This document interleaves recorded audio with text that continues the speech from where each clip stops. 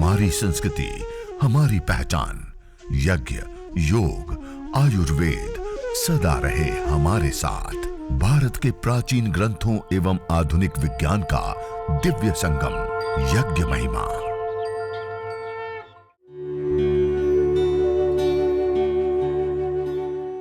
भारतीय संस्कृति में यज्ञ, योग एवं आयुर्वेद जैसी अमूल्य विद्याएं हैं, जिसका मूल है वेद। इतिहास की ओर दृष्टि डालें तो भगवान राम, भगवान कृष्ण से लेकर राजा महाराजाओं, ग्रामवासियों व अरण्यवासी ऋषियों की कुटियों तक नित्य व नैमित्तिक यज्ञों का प्रचलन देखने को मिलता है। इस प्रकार ये अंगारों को कर देते हैं तो ये अंगारे लंबे समय तक बने रहते, 2-3 घंटे तक। और इन अंगारों के ऊपर अब ये गुग्गुल है, एक पेड़ विशेष का निर्यास गोंद विशेष, उस गुग्गुल को ऐसे अंगारों के ऊपर थोड़ी सी मात्रा में रख दिया और थोड़ा सा गाय का घी हल्का सा उसके ऊपर या थोड़ा सा पास में डाल दिया, 1-2 बूंद। इस प्रकार से डालने पर वो धीरे धीरे से अब सुलझते सुलझते ब्रह्माग्नि में हमने हवि दी है, अब ये धीरे धीरे मंद मंद सी धुनी देंगे उसके पूरे परिवार में, घर में, चारों ओर के वायुमंडल में इसको फैलने दीजिए। पूरा वायुमंडल सुरभि से, सुगंधि से, शांति से, सद्भावनाओं से, पॉजिटिविटी से, देवीय शक्तियों से भर जाएगा। और सारी प्रकार की जो नेगेटिव ऊर्जाएं हैं, नेगेटिव एनर्जी, रोग, दोष, ताप, संताप, नेगेटिव ऊर्जाएं हैं, वो सब समाप्त हो जाती है। इस प्रकार यह जो गूगल में आपको बता रहा था, अथर्ववेद में कहा, न तम यक्ष्मा अरुंधते नैनम सपथो अश्नुते यम भेषजस्य गुलगुलोह सूर्भिर गंधो अश्नुते। अर्थात इस गुग्गुल विशेष की सूर्भि, सुगंधि सभी प्रकार के रोग, ताप, संतापों को दूर करने वाली होती हैं, आरोग्यमय जीवन देने वाली होती हैं। और यह धूपन का प्रसिद्ध साधन है और इसके धूपन से सभी प्रकार के दोषों का निवारण और शुभ, सुख, शांति, समृद्धि की सिद्धि प्राप्त होती है। इसलिए यह गुग्गुल की धुनी अवश्य किया करें। हवन के पश्चात अंगारों के ऊपर थोड़ा गाय का घी, गुग्गुल, थोड़ा सा गुड़ भी ले सकते हैं, इसी प्रकार मिश्री भी ले सकते हैं। और भी हम रोगानुसार करते तो जो रोग विशेष की जो विशेष जड़ी बूटियां हैं, जो विशेष सामग्रियां हैं, उस रोग विशेष की जो जड़ी बूटियां सामग्रियां हैं, उन जड़ी बूटियों को, उन सामग्रियों को भी लेकर के आप अंगारों के ऊपर ऐसे रख सकते हैं और उससे उठ रही मंद मंद सी धुनी को चारों ओर के वायुमंडल में फैलने दें। और उस वायुमंडल में बैठ करके फिर रोगानुसार भस्त्रिका, कपालभाति, अनुलोम विलोम, भ्रामरी, उद्गीत, ध्यान आदि प्राणायाम, आसन आदि का अभ्यास करते हैं तो यह जो मेडिकेटेड एयर का निर्माण हुआ उसको हम उस माध्यम से आत्मसात करके विशेष आरोग्य लाभ को सिद्ध करते हैं। इसको कहते हैं यज्ञ चिकित्सा। आयुर्वेद ग्रंथों में बताया, आयुर्वेदेषु यत् प्रोक्तम यस्य रोगस्य भेषजम तस्य रोगस्य शांत्यर्थम तेन तेनेव होमयेत्। आयुर्वेद में जिन रोगों के शमन और शांति के लिए जिन जिन औषधीय द्रव्यों का सेवन करने के लिए कहा गया, प्रयोग करने के लिए कहा गया, उपयोग करने के लिए कहा गया, उन वीर द्रव्यों से हवन करने पर वह रोग हमारे शांत होते हैं, दूर होते हैं, ठीक होते हैं। और आयुर्वेद ग्रंथों के अंदर धूम्र चिकित्सा अध्यायों में विशेष रूप से इस प्रकार की विधियां बताई गई हैं और 3 प्रकार की चिकित्साएं बताई। एक होती है आसुरी चिकित्सा, एक होती है मानुषी चिकित्सा और एक होती है देवीय चिकित्सा। और इस यज्ञ को, हवन को, अग्निहोत्र को देवीय चिकित्सा का दर्जा दिया है। और हमने अपने आंखों के सामने देखा कि जिन लोगों को मानुषी चिकित्सा आदि करने पर जब रोग ठीक नहीं हो पा रहा है, उसके पश्चात उसको यह देवीय चिकित्सा यज्ञ करने के लिए प्रेरित किया। और उन लोगों ने जब यह देवीय चिकित्सा यज्ञ को किया तो ऐसे आश्चर्यजनक रिजल्ट सामने आए, cancer, paralysis, Parkinson, muscular dystrophy, MND से लेकर के अस्थमा, दमा से लेकर के स्किन प्रॉब्लम से लेकर के फंगल इन्फेक्शन से लेकर के मेंटल प्रॉब्लम, स्ट्रेस, तनाव, डिप्रेशन से लेकर के हर एक प्रकार की बीमारियों में चमत्कारिक और अद्भुत लाभ प्रदान करता है। चाहे वह कम्युनिकेबल डिजीज हो, बैक्टीरिया, वायरस या फंगस जन्य डिजीज हो, चाहे वह नॉन कम्युनिकेबल डिजीज हो, चाहे डायबिटीज, लीवर, हार्ट, किडनी आदि से संबंधित समस्याएं हो, इन सभी बीमारियों में अद्भुत रूप से लाभकारी होती हैं यह यज्ञ, हवन, अग्निहोत्र चिकित्सा। यह यज्ञ चिकित्सा अपने आप में एक बहुत बड़ी विद्या है। सामान्य रूप से आज हम इसको नहीं जानते हैं, लेकिन हमारे प्राचीन ग्रंथों में अद्भुत इसका वर्णन है।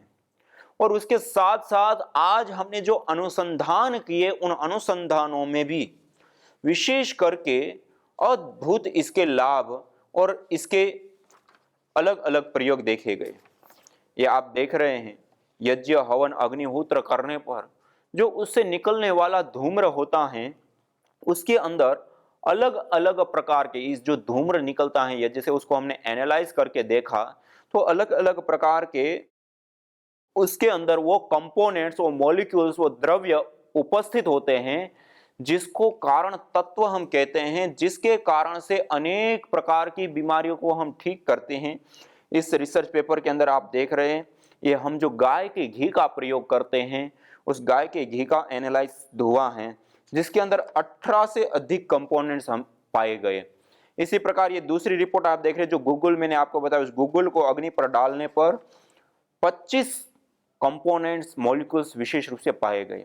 और इसके अंदर वो तत्व, वो मॉलिक्यूल्स, वो कंपोनेंट्स मौजूद अवस्था में होते हैं जो हम बीमार होते हैं, रोगी हो जाते हैं और डॉक्टर के पास जाते हैं, और डॉक्टर जो हमें उस बीमारी को ठीक करने के लिए विशेष दवाई लिख करके देता है, और उसके अंदर जो कंपोनेंट विशेष उस बीमारी को ठीक करने के लिए होते हैं ठोस रूप में, वही के वही कंपोनेंट्स लेकिन मल्टीपल अवेलेबल फॉर्म के अंदर गैस रूप में हमें यज्ञ के माध्यम से प्राप्त होते हैं, और उसको हम श्वास के माध्यम से ग्रहण कर फेफड़ों तक, और फेफड़ों के माध्यम से ब्लड तक, ब्लड के माध्यम से पूरे शरीर में वो कंपोनेंट्स, वो मॉलिक्यूल्स, वो तत्व पहुंचते हैं और हम आरोग्य की सिद्धि को प्राप्त होते हैं। ये अपने आप में एक साइंस है, एक केमिस्ट्री है, एक विज्ञान है। और यह यज्ञ चिकित्सा जो कार्य करती हैं, देखिए हम कोई दूसरी चिकित्सा पद्धति लेते हैं तो उसमें क्या देते हैं, खाने के लिए दवाई देते हैं, आयुर्वेद का या अन्य भी एक वटी टेबलेट हम खाते हैं, वो पचती हैं, उसका चयापचय क्रिया होती है और उसके बाद वो कुछ अंश में हमारे शरीर में काम आती हैं, और एक लंबी एक प्रोसेस होती है। उस प्रोसेस से गुजरने के बाद वो कंपोनेंट्स अवेलेबल फॉर्म में जहां हमें उपयोग में लाना है वहां आता है। लेकिन जब हम यज्ञ करते हैं, हवन करते हैं, अग्निहोत्र करते हैं, उसमें जो हमने हविर द्रव्य डाले, उससे जो गैस बनी, उसके अंदर वो कंपोनेंट मौजूद अवस्था में गैस फॉर्म में है, और वो कंपोनेंट्स वायुमंडल के अंदर फैल गए। तो अब जो नॉर्मल वायु थी वो अब हो गई मेडिकेटेड वायु, मेडिकेटेड एयर। इस मेडिकेटेड एयर के अंदर हम 24 घंटा श्वास ले रहे। देखिए हम भोजन दिन में कितनी बार करते हैं, 2 बार, 3 बार, पानी कितनी बार पीते हैं, 5 बार, 10 बार, लेकिन वायु हम 24 घंटा और हर सेकंड ले रहे। मानी 24 घंटे में हमारे द्वारा लिए जाने वाला सबसे ज्यादा कोई आहार होता है तो वायु रूप आहार होता है। और सबसे इंपॉर्टेंट भी, हम भोजन ना करें तब भी हम 2-3 महीने जीवित रह सकते हैं, हम पानी आदि ना पिए, द्रव रूप आहार, तब भी हम 2-3 सप्ताह जीवित रह सकते हैं, लेकिन हम गैस रूप आहार वायु को ना ले तो 2 से 3 मिनट भी जिंदा नहीं रह सकते। मानी सबसे ज्यादा भी और सबसे इंपॉर्टेंट भी हमारे लिए कोई आहार है तो वह है वायु, और जिसके साथ हमारा 24 घंटे संपर्क होता है, 24 घंटे संबंध होता है, निरंतर संबंध होता है। जैसे ही वायु से हमारा संबंध टूटता है, हमारा जीवन की अंत्येष्टि हो जाती है, हमारा जीवन समाप्त हो जाता है। इतना गहरा संबंध है। और वह जो वायु है, उस वायु के अंदर जीवनीय शक्ति का संचार करना, उसके अंदर औषधीय तत्व का संचार करने का कार्य इस यज्ञ के माध्यम से होता है। और उस वायु के अंदर हम जब रहते हैं तो वह वायु श्वास के माध्यम से लंग्स तक, लंग्स के माध्यम ब्लड में, और ब्लड के माध्यम से पूरे शरीर में जा करके हमें आरोग्य की तात्कालिक सिद्धि देने वाला होता है। यह सबसे बड़ा यज्ञ चिकित्सा का बिंदु है। और इस प्रकार की औषधीय वायु लेने पर जो रोग ठीक होते हैं, उसके हमने कई सारे केसेस देखे, कई सारे। और वो केस मैं आपके सामने रखना चाह रहा हूं कि जिसमें मॉडर्न मेडिकल साइंस, जिसको हम इतना सारा विकसित कहते हैं, स्पेशलिस्ट डॉक्टर्स, विशेष औषधियां, दवाइयां, और ना जाने कितना सारा आधुनिक इंफ्रास्ट्रक्चर, बहुत सारा कुछ हमारे पास है। लेकिन उन सब का भरपूर प्रयोग करने के बावजूद भी जिन पेशेंटों को अंतिम में डॉक्टर लोगों ने जवाब दे दिया कि अब इसके लिए हमारे पास कोई उपचार नहीं है, ये ठीक नहीं हो सकते, ये 5-10 दिन के मेहमान हैं, अतिथि हैं, अब इसका कुछ नहीं हो सकता, ऐसे जो दुस्साध्य, असाध्य कोटि के रोग की अवस्था में चले गए साधक लोग थे, उनको यह दैवीय चिकित्सा यज्ञ को अपनाने के लिए कहा। और आपको जानकर के आश्चर्य होगा, जब उन्होंने इस प्रकार से यज्ञ हवन एक अनुष्ठान की भांति करना शुरू किया, तो उससे जो सबसे पहले मैंने आपको बताया कि एक अनुष्ठान की भांति जब हम यज्ञ करते हैं तो उससे हमारे शरीर के अंदर पंच प्राण, पंच उपप्राण, सप्त धातुएं, अष्ट चक्र, हमारा पूरे शरीर का नर्वस सिस्टम से लेकर के पूरा का पूरा हमारा चारों ओर का जो आभा मंडल ऊर्जा क्षेत्र है, सब कुछ एनर्जी से, ऊर्जा से युक्त हो जाता है, शक्ति से युक्त हो जाता है, शक्ति का महापुंज बनने लगता है। जब यही सारे तत्व, हमारी सब धातुएं कमजोर हो गई, वात पित्त कफ दोष असंतुलित हो गए, पंच प्राण, पंच उपप्राण कमजोर हो गए, या फिर हमारा नर्वस सिस्टम वीक हो गया, यही सारी चीजों की कमजोरी हमारे शरीर के अंदर बीमारियों का सबसे बड़ा कारण होता है। और जब हम यज्ञ करते हैं तो ये हमारा जो मूल तंत्र, हमारे शरीर का जो मूल अस्तित्व, मूल ढांचा है, और पूरा एनर्जी से युक्त हो जाता है, शक्ति से युक्त हो जाता है, शक्ति का महापुंज बनने लगता है। और उसके ऊपर आज आधुनिक जो शोध हुए, डॉक्टर मोतोयामा करके एक जापान के साइंटिस्ट, उन्होंने शोध करके देखा, तो उन्होंने कहा कि हमारे जो अनाहत चक्र है उसमें यज्ञ करने पर कई गुना उसकी शक्ति, ऊर्जा का संचार बढ़ जाता है। ये रिसर्च भी प्रूव हुआ है। और इससे अतिरिक्त जब ये मेडिकेटेड एयर तैयार हुई, उस मेडिकेटेड एयर को हम लेते हैं तो उसके माध्यम से भी हमारे रोग दूर होते हैं। अर्थात यह अपने आप में एक अद्भुत चिकित्सा है और मूल तंत्र के ऊपर कार्य करने का इसके अंदर सबसे बड़ी शक्ति और सामर्थ्य है। और जिसके कारण से हमने देखा, जिनको कैंसर हो गया है, कोमा हो गया, कोमा की अवस्था में है, मिर्गी की प्रॉब्लम है, पैरालिसिस है, पार्किंसन है, अस्थमा, दमा है, लंग फाइब्रोसिस, मस्कुलर डिस्ट्रोफी, और यहां तक कि एमएनडी, जिसको WHO जैसी बड़ी बड़ी संस्थाएं भी लाइलाज बीमारी कहती है, जिसका कोई इलाज नहीं, एक बार बीमारी हो गई तो मौत के अलावा और कुछ सामने नहीं। ऐसे रोगियों को भी हमने देखा, उन्होंने यज्ञ चिकित्सा अपनाया और एक अनुष्ठान की भांति श्रद्धा पूर्वक निरंतरता के साथ किया और उन्होंने नव जीवन को प्राप्त किया। और एक दो नहीं, कई सारे ऐसे केस हैं। तो यह यज्ञ चिकित्सा अपने आप में एक बहुत बड़ी विद्या और विद्या है। तो मैं आप सबसे आशा करता हूं कि हम सब लोग अपने जीवन में इस विद्या को स्वयं भी अपनाएंगे और औरों को भी प्रेरित करेंगे। आज विशेष रूप से मुझे अवसर मिला आप सब लोगों के बीच में आने का, और आप सभी टीचर्स गण, अर्थात आप तो एक गुरु है जो एक बालक को, अबोध बालक को ज्ञान से युक्त कर उसके जीवन में आलोक लाते हैं। आप सभी शिक्षक गणों को मैं नमन करता हूं, वंदन करता हूं, प्रणाम करता हूं और आप सभी से यही आशा करता हूं कि हमारे ऋषियों द्वारा प्रदत्त यह जो अनमोल विधा और विद्या है वो चिकित्सा से लेकर के देवी शक्तियों का पूजन से लेकर के ईश्वर शक्ति की आराधना से लेकर के पुण्यों की प्राप्ति से लेकर के मनोकामना की पूर्ति से लेकर के पंचभूतात्मा के अध्यय से लेकर के पंचभूतात्मा की संपूर्ण ब्रह्मांड में स्वास्थ्य और संतुलन कायम करने की यह सबसे बड़ी विधा और विद्या है। आइए फिर से हम अपने मूल की ओर लौटते हैं, अपनी याज्ञिक संस्कृति की ओर लौटते हैं और हम स्वयं भी यज्ञ करें, औरों को भी यज्ञ करने के लिए प्रेरित करें और इस संपूर्ण अस्तित्व में शुभ का, देवत्व का और इस यज्ञ से अनंत अनंत जो लाभ है, शुचि जीवो अग्नि सहस्रारंभ, यह पवित्र ज्वाला वाली यज्ञाग्नि हमें हजारों हजारों लाभ प्रदान करती हैं। उन हजारों हजारों लाभों को हम स्वयं भी उठाएं और औरों को भी इन लाभों को उठाने के लिए प्रेरित करें, क्योंकि हम सब समान रूप से इस प्रकृति मां का प्रयोग ले रहे। अग्नि, वायु, जल, पृथ्वी, इन सारे तत्वों का हम प्रयोग करते हैं। इन्हीं 5 तत्वों से हमारा तन बना, इसी 5 तत्वों में यह ब्रह्मांड बना है और इन्हीं 5 तत्वों में हमारा यह संपूर्ण जीवन चलता है और पूर्ण भी हो जाता है।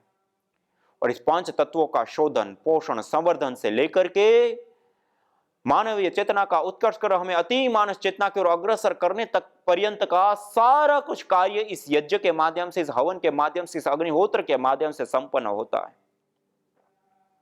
चाहे कोई भी मनुष्य हो, चाहे वह सिख हो, ईसाई हो, मुसलमान हो, कोई भी जाति मत पंथ संप्रदाय को मानने वाला व्यक्ति हो, चाहे किसी भी देश में रहने वाला व्यक्ति हो, चाहे स्त्री हो, चाहे पुरुष हो, चाहे बालक हो, युवा हो, चाहे वृद्ध हो, चाहे वो अमीर हो, चाहे गरीब हो, हर कोई समान रूप से इस प्रकृति मां का हम प्रयोग ले रहे हैं। हम एक ही वायु में श्वास लेते हैं, एक ही धरती पर विचरण करते हैं, एक ही जल का पान करते हैं, एक ही आकाश मंडल के नीचे बसते हैं। तो आइए हम सब मिलकर के इस 5 तत्वों का शोधन, पोषण और संवर्धन करने वाली सबसे बड़ी देवीय विद्या को स्वयं अपनाएं और औरों को अपनाने के लिए प्रेरित करें। इसी के साथ आप सभी साधक योगी भाई बहनों को मैं नमन करता हूं, वंदन करता हूं, प्रणाम करता हूं। ओम शांति ही शांति ही शांति। न होता प्रदूषण और रोगों का वार, करते यदि यज्ञ योग पेड़ पौधों का विस्तार, यज्ञ योग पेड़ पौधों का विस्तार। यज्ञ शिष्टा सिनः संतो मुच्यन्ते सर्वकिल्बिषैः, भुञ्जते ते त्वघं पापा ये पचन्त्यात्मकारणात्। अर्थात जो यज्ञ शेष बचे हुए अन्न का पान करते हैं, प्रसाद को प्राप्त करते हैं, प्रसाद को ग्रहण करते हैं, वह मुच्यन्ते सर्वकिल्बिषैः, सभी प्रकार के पापों से, दोषों से मुक्त हो जाते हैं। भुञ्जते तु त्वघं पापा ये पचन्ति आत्मकारणात्, जो केवल अपने पेट की आपूर्ति के लिए अन्न को पकाते हैं, वह अन्न नहीं अपितु पापी लोग पाप का भोग कर रहे हैं।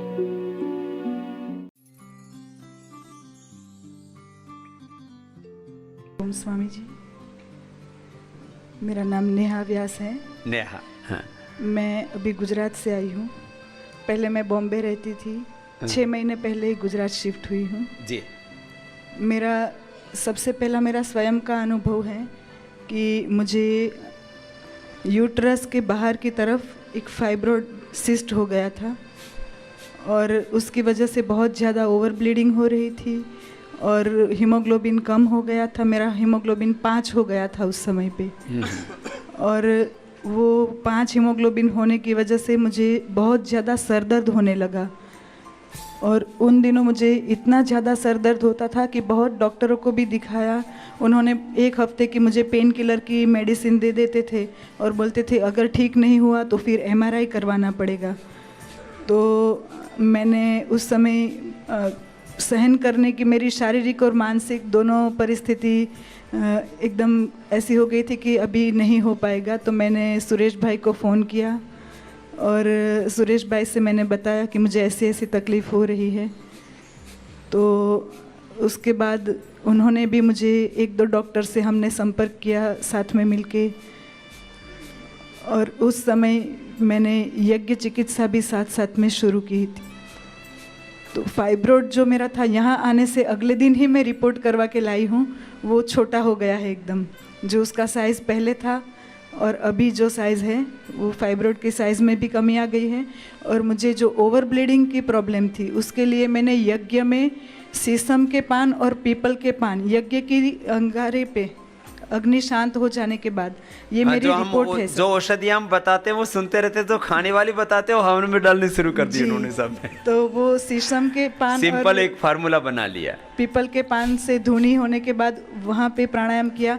मुझे ओवर ब्लीडिंग में 2 से 3 घंटों के अंदर ही लाभ हो गया। ये लो इतनी भयंकर ब्लीडिंग जी। और किस किस को फायदा पहुंचा है? जी, और मेरे ये तो अपनी रिपोर्ट भी लेकर के आई है खुद की भी। जी, और पापा जी की भी रिपोर्ट है। मेरे ससुर जी हैं, उनको 1 साल पहले हार्ट का ऑपरेशन करवाया था। हार्ट के ऑपरेशन के बाद जो मेडिसिन हैवी डोज के लिए, उससे उनके किडनी पे भी इफ़ेक्ट हो गया था। डॉक्टर ने उनको बोल दिया था कि आपको दिन में सिर्फ 1 लीटर ही लिक्विड लेना है, और 35 गोलियां खाते थे दिन भर की। तो 1 लीटर लिक्विड में 35 गोली भी नहीं खा सकते थे वो।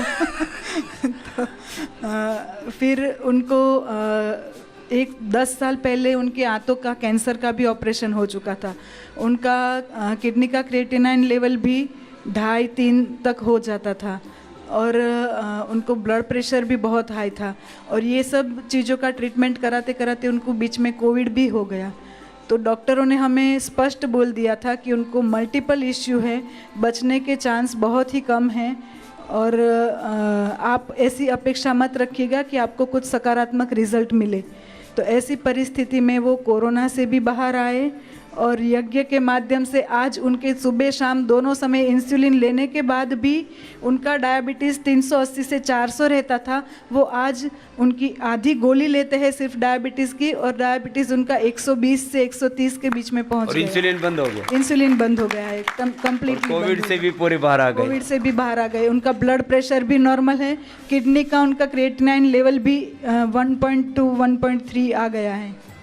हाँ जी। 1 पॉइंट पहले कितना हो गया था? पहले उनका 3 तक पहुंच गया था। 3 तक पहुंचने के बाद फिर किडनी फेलियर ही होता है जी। और 3 से वापस माने 1.5 के करीब आ जाए तो नॉर्मल माना जाता है। अब 1.5 आ गया उसका। हाँ, अभी 1.3 के आसपास। ये तो एब्सोल्युटली यार ठीक हो गया। तो देखो, योग के बिना तो लाभ नहीं होगा, एक बात याद रख लेना। यज्ञ के पूर्वक योग करो तो जो बेनिफिट हो रहा है वो फास्ट हो जाएगा, स्पीड अप हो जाएगा, मल्टीप्लाई हो जाएगा। इसलिए योग एवं यज्ञ चिकित्सा साथ साथ करनी है, और जो औषधि खा रहे हो वो औषधि चिकित्सा के रूप में भी प्रयोग करनी है। तो आपका मल्टीपल बेनिफिट हो गया ना।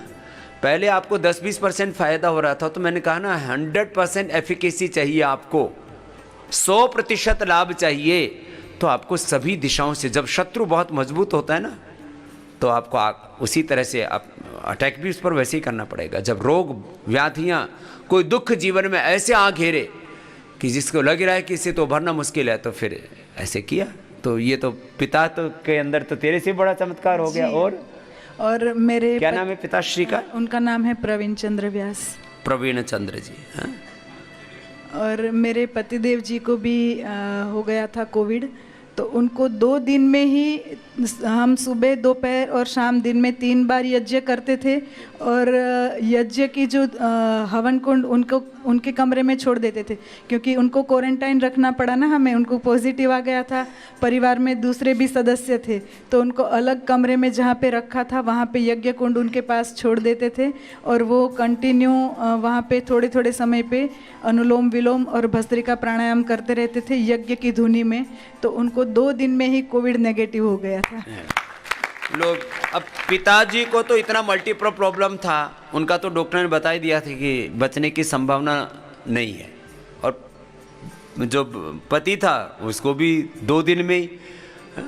कुछ लोग जो ना 2-2 सप्ताह 1-1 महीना पॉजिटिव चल रहे हैं और शरीर बिगाड़ लेते हैं। अरे भाई, मैं कहता हूं यज्ञ के धूम्र में ऐसे भी आप सुबह से शाम तक भस्त्रिका कपालभाति करते रहो तो भी नेगेटिव हो जाओगे, और यदि क्रिटिकल केस है कि बचने की संभावना नहीं है तो भी आपको कोविड ने, कोविड का बाप भी आ जाए तो नहीं मार सकता। आपको यज्ञ के साथ करो। आपको जब रोग प्रबल है, आपकी कंडीशन अच्छी नहीं है, लीवर, किडनी, हार्ट, ब्रेन, कई तरह की डिफिकल्टीज हैं, तो यज्ञ के साथ कर लो, क्या दिक्कत हो रही है? तो ये चीजें बड़ी बात है ये। हाँ, 2 दिन के अंदर क्रिटिकल पेशेंट का क्या क्या प्रॉब्लम थी उनको, पति को भी? उनको और कुछ प्रॉब्लम नहीं थी। उनको पिताजी के साथ वो हॉस्पिटल में गए, इसकी वजह से उनको पिता कोविड को लग गया था। तो घर में ही इतना लाभ कर लिया। और जी, और मेरी माताजी को स्वामी जी आर्थराइटिस था, उनकी मुट्ठी भी बंद नहीं हो रही थी, उंगलियां इतनी ही मुड़ रही थी, वो ऐसे मुट्ठी तो बंद कर ही नहीं पाती थी। तो अभी तो माताजी की उंगली और ऐसे हाथ जब करती थी ना तो उंगलियों के बीच में गैप रहता था, पूरी उंगलियां मिल नहीं पाती थी, इतनी सूजन थी उंगलियों पे। तो अभी उनकी पूरी, वो आटा गूंथती है, सब्जी काटती है, सब कुछ काम करती है माताजी। माँ का आर्थराइटिस ठीक कर लिया। तो सबसे पहले सुधार अपने घर से शुरू किया। जी। तो नेहा है जी, तो चलो नेहा के लिए बहुत बहुत अभिनंदन है। तो ये तो बस आपका आशीष बना रहे और ये दिशा में हम कार्य करते रहे। यज्ञ भारतीय संस्कृति का मूल है। तो आइए हम संकल्प लें, संसार के श्रेष्ठतम कर्म यज्ञ को अपनाएं। पिंड और ब्रह्मांड में संतुलन कायम करने वाले यज्ञ को अपने जीवन का अभिन्न अंग बनाएं एवं प्रकृति मां के प्रति अपने ऋणों को अदा करें। विश्व स्वास्थ्य का एक नारा, यज्ञ से होगा जग उजियारा। भारतीय संस्कृति की अमूल्य विरासत यज्ञ की महिमा को जानने हेतु वैदिक चैनल पर प्रतिदिन प्रातः एवं सायं 11:30 बजे यज्ञ महिमा कार्यक्रम से जुड़े। विशेष जानकारी हेतु संपर्क करें। मोबाइल 9068565306।